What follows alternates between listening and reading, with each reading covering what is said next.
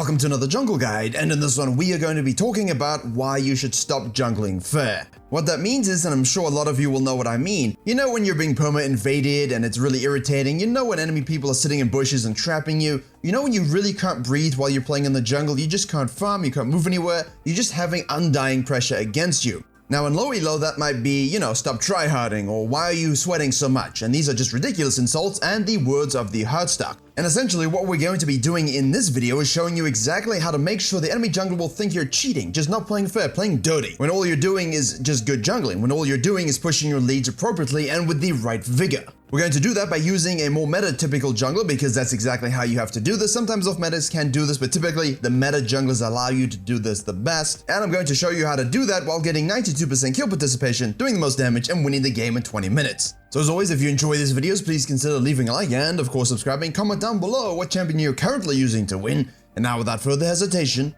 let's begin.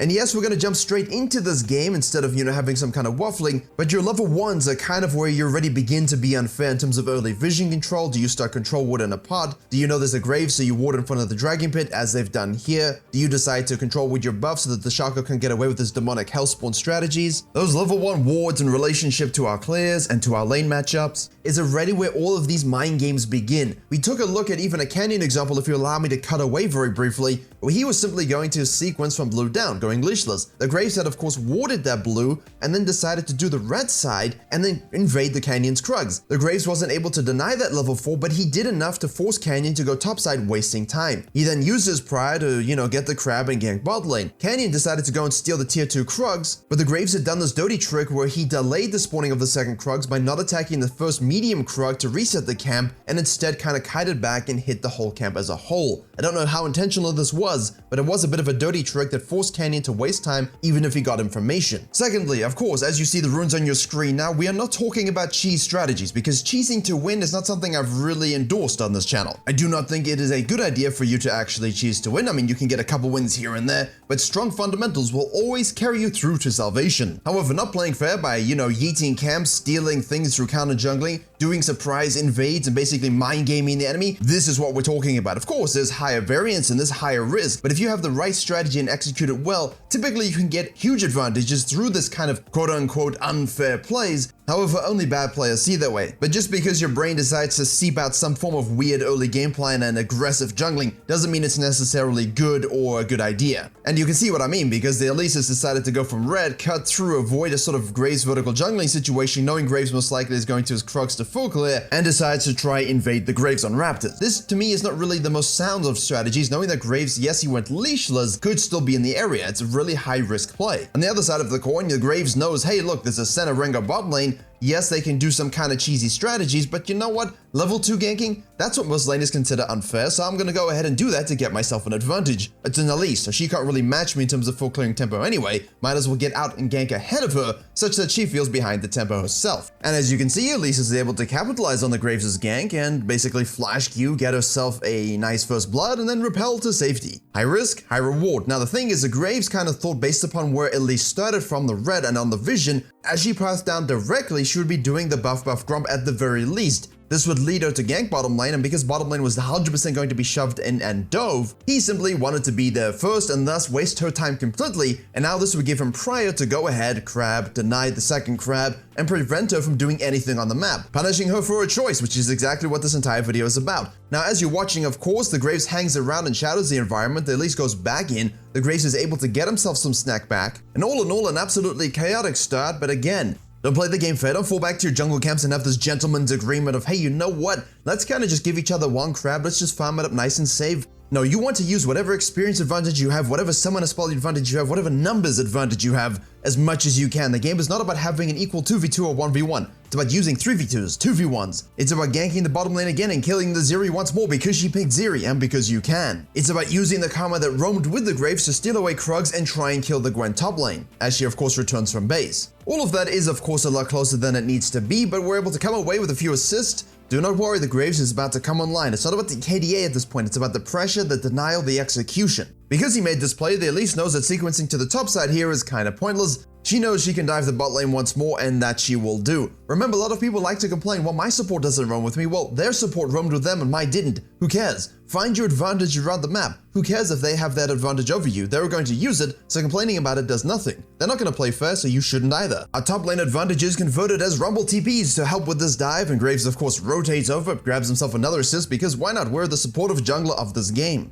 None of that really matters because of course we have the highest KP in the game, but even from Elise's perspective, you get the Sork boots, and yes, he gets a serrated Dirk, but the Elise can very much decide to invade the enemy jungler. Too often players with this kind of lead really relax. You're not looking to relax. If you have experience and item and gold advantage, use it to inflict the most pain, because ultimately when you continually do this, the game goes faster, you get fed more, they get more tilted, and you have more control. Provided you can dribble at speed, if you know what I mean. This only works if you actually know how to control your champion, control the macro, not miss fundamentals while doing so. Zoe rotated though, and Graves is forced out of his own jungle. He moves on down to take his red, and because the sequencing is all messed up now, we do kind of understand that Elise is going to want to dive the Rumble 2v1 top lane using that numbers advantage. So let's use that knowledge against her. Rotate back up, take a kill, snack the Grump away and defend it from Elise, get your level 6. And now immediately take the Herald, and this is kind of the point here that also is very important. The Elise used the Zoes prior to create an advantage. The best plays you can make are when you have these map advantages and you're using them. You're not trying to play fair one-on-one the whole time. If your teammate can do certain things and you can roam with them to make those plays,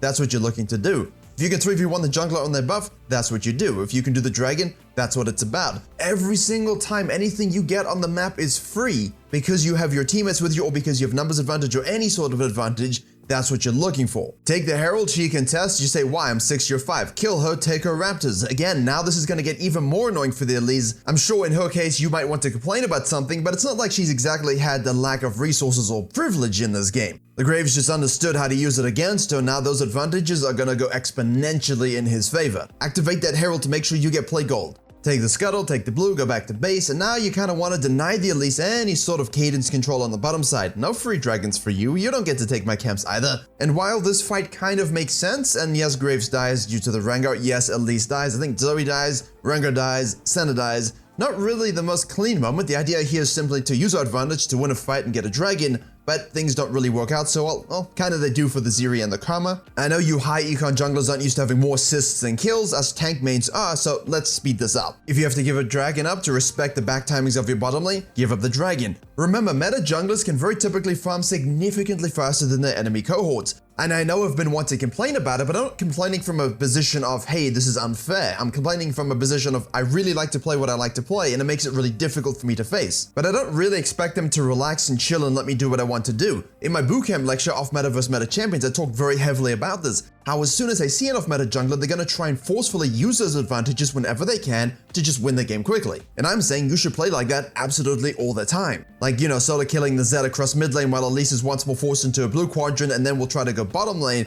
And you can afford to wait for your bottom lane, take the red, join forces with your Zoe and use a 4v3 advantage. Always look for these advantages. Sometimes your laners will go to the wrong side in lower elo games, sometimes your support will just be spinning around in circles doing something else. But how you play off of them is the most important thing. Try and create an uneven advantage in your favor somewhere on the map using their randomness, and in this point you see the Elise tried a very highly aggressive strategy. As you will see here from the resultant triple kill that the Graves gets from this fight, it didn't really work whatsoever. She is literally down half of the CS of the Graves because he decided to use the numbers advantages that were available to him, but he also thought about the Elise's game plan, thought about her limitations of the champion, and thought, hey, as Graves, as a more meta jungler, how can I exploit this to my greatest advantage, get ahead of her with the ganking tempo, still control my camps, steal some of hers, take carab control, and yes, even though I get pushed off a few times, I'm still shadowing, I'm still positioning, knowing what she's going to be doing is predictable, and I can punish it. Now here you know you could sequence the red side and perhaps go to the blue side, knowing Elise will have no choice but to go to the top side. But if you feel like it's going to be a 2v2 fight with the Zed showing up, the Zoe's not going to be able to rotate, it's too equal for you, then you can simply look for another pick on the bottom lane. Use that numbers advantage once more to your favor. Likewise, Elise will do that on the top side. Rumble sees this because of a great ward, TPs to the bottom lane to get away from it. Graves can now know that Elise is taking his blue side. Who cares? I can just 2v1 the mid lane again. And now you can take the RNG top crab, knowing Elise is probably still there or has base. Elise decides to take a 2v2. However, she didn't think about playing fair in this case because she thought this might be an honorable 2v2, but of course the bot lane's gonna show up, and that's the whole point of League of Legends, moving your chess pieces around the map as the towers towers begin to fall to create mismatches. And if you didn't track the bot lane either dying or going back to base as Rumble TP to push the bottom lane tower, which by extension means that the enemy bot lane, in this case the blue team's bot lane, was gonna go to the mid or the top,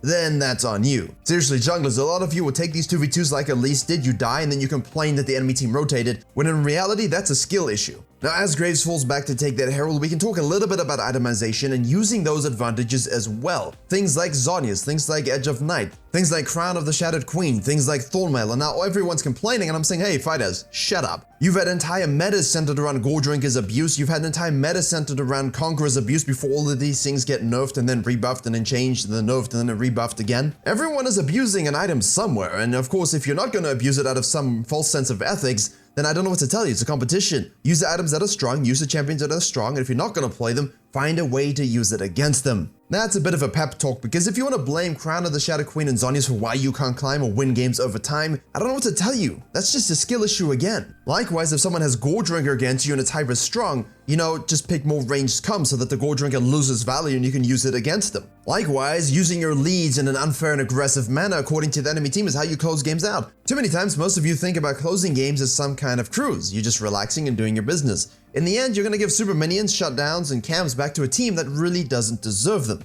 Take their buffs, take their enemy camps when the sun is out of position, hit an ultimate that just absolutely clocks her and surprises everyone by your damage, but then they realize, Eclipse Graves. Steal the Raptors again, kill the Rengar who dared oppose you, go back to base, nothing for free, remember, go and try and steal that bounty, forget your camps, you can take her camps. This is exactly what I'm talking about. If you have that early lead in the game, and you can invade and remove the enemy jungler because you have winning lanes, that's just how you meant to play it. Take that same mental attitude into games where you have a lead in the mid and the late game, and use the same principles of, let me invade you, take your stuff, kill you 1v1, absolutely unload and spray the enemy team full of your damage pellets, and now you can try and push to win. Obviously in this case, do what you can, survive as long as you can, have your fun. Try not to give shutdowns and a full super inhibitive waves, flushing to a Karthus based team or something like that. You were definitely looking to perhaps do that Baron, and now you can basically shove another wave just to show you on the map what you might be looking for in the situation. If you can't exactly get a lot of kills, you decide to reset back to base. Don't get Collect, I think that's absolutely asinine at this point, but go ahead and shove into their top side, make sure you can push that second top inhibitor down. If you don't think you have the comp to actually close the game out at this stage, the best thing you can do is use the pressure the supers give you to get more supers, to swap to the other side of the map, take all of those camps, you're basically denying them everything on the map, and then push that bottom inhibitor with the remaining time on your Baron, and of course you can fall back to dragons. If it's an Elder, then even easier. Really don't force it too much. However, in this case, Elise decides to set a trap at the Fnatic bush with her team. They're able to get something, but there's a Zoe in the back base. Even the blue team didn't realize that this was going to happen, and the Zoe uses her disgusting auto attacks to finish off the Nexus. So as I play some assorted clips for you to see the end of that game and maybe some filler footage at the end, please remember that this video wasn't meant to be a sort of encyclopedia of cheese strategies that people can call unfair and annoying. No, it's about using whatever advantages you have to the best of your ability to exploit the enemy's weaknesses. It's about using high risk, high reward plays sometimes to try and get an edge over a team comp by doing things that I guess a Zoomer on Twitter would call cringe. Wow, it's so cringe that they're invading me again on the top side. Wow, it's so cringe that I'm level 4 to level 7 because my team doesn't help me because they're using numbers advantage. No, they're just not playing fair, and neither should you. Thank you very much for watching. I hope you enjoyed and learned something. Please do like, share, and comment if you did. Don't forget, all the Patreon is full of coaching VODs and coaching signups. Don't forget, streaming is available on Twitch Tuesdays and Wednesdays. I really do appreciate all of you who decide to like, comment, subscribe, and interact with the videos in any way. It does help push them across YouTube, something that we could really use these days. Thank you very much for watching. Remember, if your beard growth is unfair, embrace it, grow it, trim it, comb it, and make sure you tame that beast for all to see. And as always, I will see you all in the next tutorial.